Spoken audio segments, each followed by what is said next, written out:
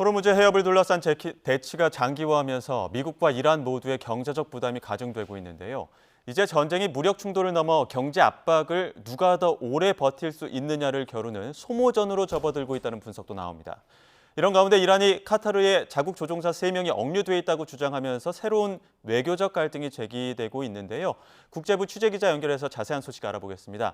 박영진 기자 전해주시죠. 네, 이란은 국제적십자위원회 총재 앞으로 보낸 공개서한에서 지난 3월 실종된 자국 전투기 조종사 중 3명이 생포돼 6개월째 카타르에 억류돼 있다고 주장했습니다. 카타르 측이 이 조종사들의 가족 면담이나 연락을 불허하고 있다면서 석방을 촉구했는데요. 이란이 중동 영내 국가에 자국군이 억류돼 있다고 주장한 건 이란 전쟁이 시작된 이래 이번이 처음입니다. 카타르는 이 같은 이란의 주장을 전면 부인했습니다. 카타르 외무부는 이란 조종사 억류설을 단호히 부인한다면서 영내 긴장 완화를 위한 외교적 노력과 구상이 진행되는 시점에 허위 주장이 나와 놀랍다고 밝혔습니다. 앞서 지난 3월 카타르는 자국 영공을 무단 침범한 이란 폭격기 2대를 격추했다고 발표한 바 있습니다. 당시 이란 전투기들은 카타르 미군기들을 상대로 작전을 수행했던 것으로 알려졌습니다. 카타르 측은 수색 구조 상황을 설명하기 위해 지난 4월에 이란 측을 초청했지만 응답이 없었다고 밝혔는데요. 이 시점에 이란이 자국 조종사 억류 주장을 꺼내든 건 미국의 우방인 카타르를 압박하고 동시에 미국에도 부담을 주려는 외교적 카드라는 분석이 나옵니다. 네, 전쟁이 장기화하면서 이번 전쟁이 이제 누가 경제적 압박을 견디지 못하고 먼저 물러서느냐를 겨루는 싸움이 되고 있다, 이런 분석이 나온다고요?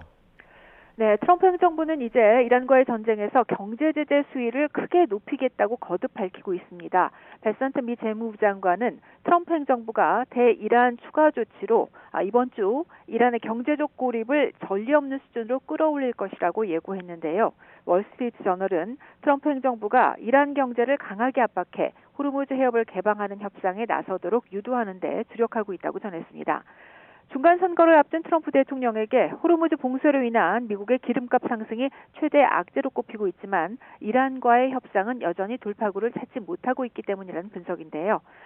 호르무즈 해협을 미국 영토로 선포하겠다고 큰소리친 트럼프 대통령은 이란을 매우 사악한 국가라고 비난하면서 전쟁이 계속되는 동안엔 미국인들이 휘발유 가격 상승을 감수해야 한다고 강조하기도 했습니다. So I just say this. So, for you to pay a tiny little bit more for your gasoline, just remember you're doing it so that a very evil country cannot have a country. Really, it's the #1 state sponsor of terror in the world.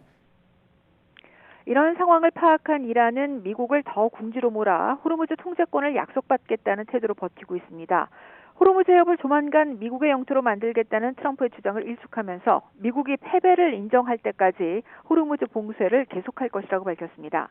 미국의 휘발유값 등 물가 때문에 물러설 때까지 압박을 이어가겠다는 의도로 보이는데요. 실제로도 호르무즈 해협에서 미국 우방의 상선에 대한 공격을 이어가고 있습니다. 하지만 이란 역시 이번 전쟁으로 자국의 경제적 피해가 상당하다는 점을 인정하고 있습니다. 페제시키안 대통령은 이란의 높은 인플레이션의 원인으로 미국의 해상 봉쇄와 이란산 원유 수출 제재를 지목했습니다.